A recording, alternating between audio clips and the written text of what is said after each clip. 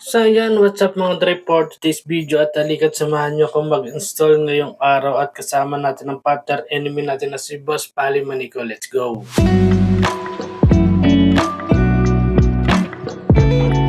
So ayun na nga, ito na nga mga Dre, sinundo na nga ako dito ni Boss Pali Manico at na nga nag-aantay na siya sa akin para umangasal lang daw ako sa kanya para isang motor lang ang gagamitin natin. So paano mga Dre, let's go! At ito na nga mga Dre, at andito papunta na nga kami sa aming location dito sa may Fortunato, sa may Hey Jeans Salon kasi magbubukas ng second branch yung Madam at sa loob nga ito ng Fortunato Village mga Dre. At bago nga pala tayo pumunta sa ating area at location, syempre bibili muna tayo ng ating mga pyesa like ng camera, junction box, wiring. Syempre lahat yan kailangan bibilin muna natin para pagdating natin sa area, dala na natin lahat ng kailangan at gagamitin natin kasi nagpadala nga pala si Madam kay Boss Paliman natin ng halagang 30K for budgeting dito sa mga gagamitin natin. At syempre dito mga Dre, magtatanghalian muna kami ni Boss Pali Manico para may lakas kami pag nag-start na kami sa aming gagawin na pag-i-install ng CCTV camera dito sa may Hagin Salon sa may Fortunata Village mga Dre. Syempre, second branch nga pala yan ni Madam at hindi pa siya nag-opening pero hintayin ninyo pa nag-opening to, syempre magkakaroon ng magandang promo to si Madam. Alam niyo na, sugod na kayo dito sa may Fortunata Village sa may Hagin Salon.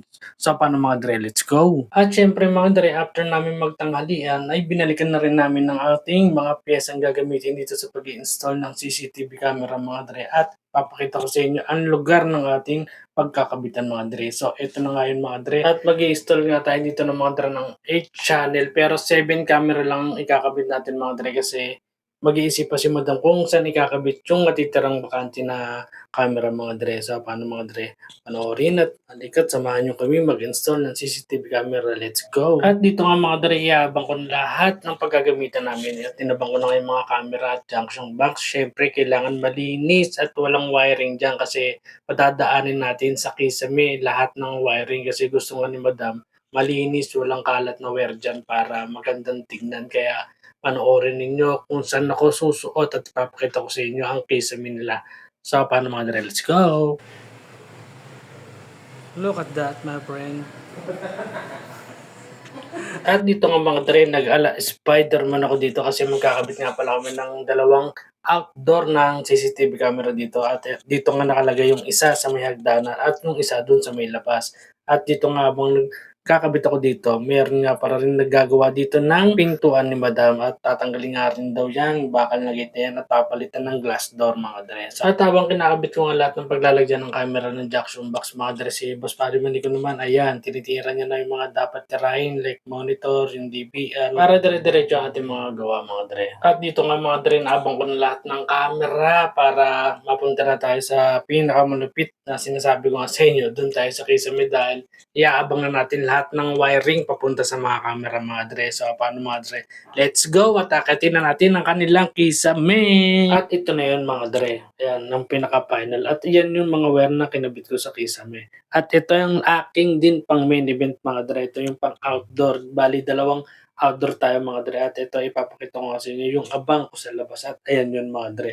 Siyempre lahat ng camera sa indoor nakabit na rin natin at ayan yun mga Dre. At eto na nga pang finally, si Boss Pari Manigo ang titira dyan. So paano mga Dre, let's go. At para sa inyong kalaman mga Dre, ang grand opening ng Jean Salon second branch sa may Fortunata Village ay March 8, 2025 mga Dre. Araw ng Sabado sa may second floor, number 58 Cabezang Segundo Street, Fortunata Village, Parañaque City. At sa wakas natapos din tayo mga Dre. Syempre, babakbak na tayo pa uwi nito dahil magpo-food trip nga pala tayo sa Three Kings Lomi House sa kumpadre ko kay paring Macario. So paano mga Dre, let's go at mag-food trip muna tayo bago tayo mag-uwi. At ito yun mga Dre, ang Three Kings Lomi House ng aking kumpadre si paring Macario ko yan. So paano mga Dre, let's go at mag-food trip muna kami. At sa wakas mga Dre, at tatapos nga din kami ngayong araw na to. Bali nakauwi kami nito ng 12 siguro, 12 pasado mga Dre. Nag-start kami umalis sa bahay ng 9 a.m. to 12 p.m. Hindi na rin masama mga Dre. At dito nga habang nagkukwentuhan kami, biglang sumalpat yung may-ari ng Three Kings Lomiaus at ayan yun si paring Macario natin mga dre. Siya ang owner ng Three Kings Lomi House. Lomi, Batangas yan mga dre para sa hindi nakakaalam. Lomi, Batangas mga dre. Sa mga gusto nga palang mag-food trip ng Three Kings Lomi House, pumunta lang kayo sa may A. Bonifacio Street, sa may bandang palengke lang yan mga dre. Makikita nyo kaagad dyan. At pwede nyo search yan mga dre kung gusto nyo matagpuan tong food trip na to. Napakasarap kasi made to order 'to mga dre, parang Chowking.